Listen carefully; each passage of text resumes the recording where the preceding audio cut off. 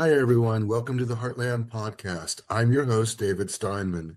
In my work as Chief Officer of the Chemical Toxin Working Group, we prosecute corporations selling products with hidden, undisclosed chemical toxins. We have won consent judgments against major brands and corporations, such as Herbal Essences, California Olive Ranch, Bumblebee, Walmart, Kroger, and others.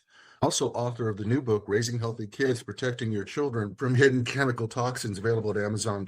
And you can subscribe to my YouTube channel at David Steinman_author. In my new book, I share how to make sure your child's school environment is safe and tell the story of Andrea and Joe Amico. They were full of hope and anticipation when they decided to move from Massachusetts to the seacoast region of New Hampshire in 2007. The couple wanted to be closer to Joe's work, where he was employed as a visual designer for a business located at the Pease Trade Port in Portsmouth. 20 miles of sandy beaches and rocky headlands from Salisbury, Massachusetts in the south to the Piscataqua River and Kittery up north in Maine made for stunning sights, driving the last stretch to their new hometown. 4 years later, in 2011, Andrea and Joe were blessed with their first child. After months on the waiting list, they were thrilled to learn of an opening at Great Bay Kids Company, one of the two daycare centers next door to Andrea's husband's workplace. Joe could drop off their daughter and pick her up. It was a beautiful facility with brightly colored classrooms and loving teachers, Andrea recalled. Joe could see the window of our daughter's classroom from his office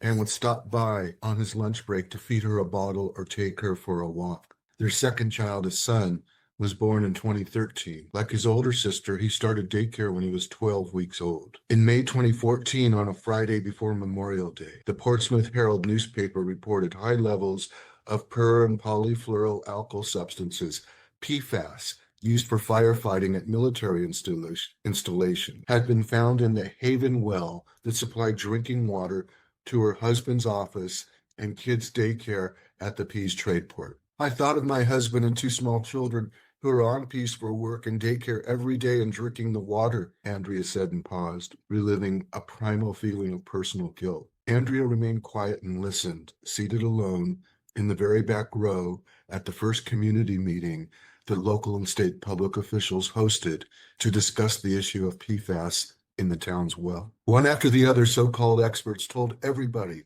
the presence of PFAS in their children's water posed minimal risk. Andrea felt compelled to ask questions and wanted to know if there would be blood testing to see who had been exposed. No, they weren't going to test anybody, she was told. No, it was too expensive, not needed. It's not routine. But nothing was routine anymore, and it was not all right. Andrea was certain of two things. That first meeting would not and could not be the last, and she would no longer sit in the back of the room and take it. But there was also a lot to learn. Pease was one of the first communities in the nation to learn its members had been exposed to high levels of PFAS as a result of the military's longstanding use of aqueous film-forming firefighting foam, Andrea told me with a voice fueled with anger, pain, and resolution. I was totally out there dealing with the unknown. Most of all, we needed to know what to do to monitor our health and be proactive in diagnosing and treating adverse health effects that might result from our PFAS exposure, and no one would help us with that. Andrea began engaging with the health department about testing and where she could get answers for her concerns over the possible long-term effects of PFAS on her children and husband. But after 7 months of trying to get answers, Andrea and her family felt the sting of a non-responsive, uncaring, and unhelpful public agency. Things changed, though, when Andrea contacted New Hampshire Senator Jeanne Shaheen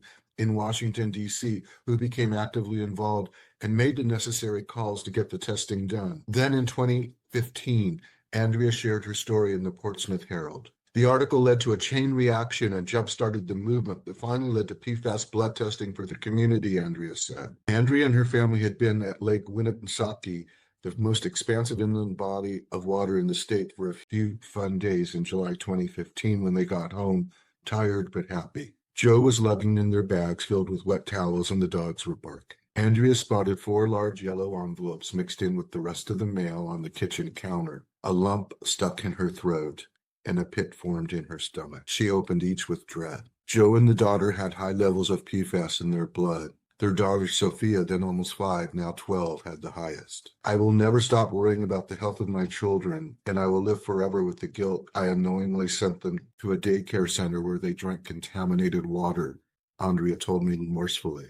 When I stopped to think about just how contaminated the water was my family drank and compare it to the updated Environmental Protection Agency EPA advisories, it is daunting and heartbreaking. My young children were exposed to that much poison, and they will live with these chemicals in their body and may experience subsequent health effects from what they drank as babies and toddlers at daycare. It's incredibly unfair to all of the Peace community members who were contaminated without consent, poisoned without permission. My family members are guinea pigs in an experiment we did not sign up for. It makes me mad and feel guilty all at the same time, but it's what fuels me to keep fighting too. There's so much work to be done. Andrea co-founded the community action group Testing for Peas with 2 other mothers, Elena Davis and Michelle Dalton. Their work quickly evolved into advocating for the entire Peas community to better understand the long-term health effects from PFAS exposure. Their advocacy led to the nation's first federally funded PFAS study to monitor the health effects on the Peas families. Contaminated drinking water is just one of the stealth issues confronting school children today. Most kids don't have much choice when it comes to which school they attend, yet they spend some 7 hours a day there. That's more than 1,000 hours a year.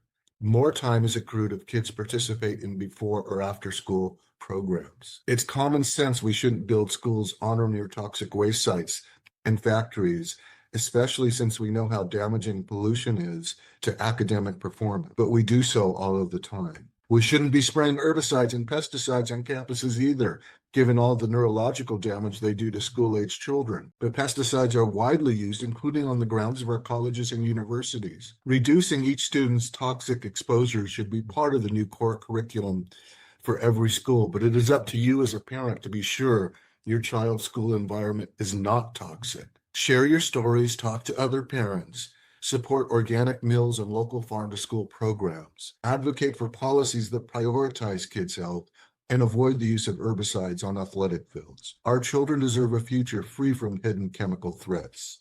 By making informed choices today, we can help build that healthier tomorrow. On a personal level, your shopping, lifestyle, and personal choices really do matter. Making smart shopping choices moves our personal health and the health of our nation and all people in the right direction. Raising Healthy Kids, Protecting Your Children from Hidden Chemical Toxins is available at Amazon.com.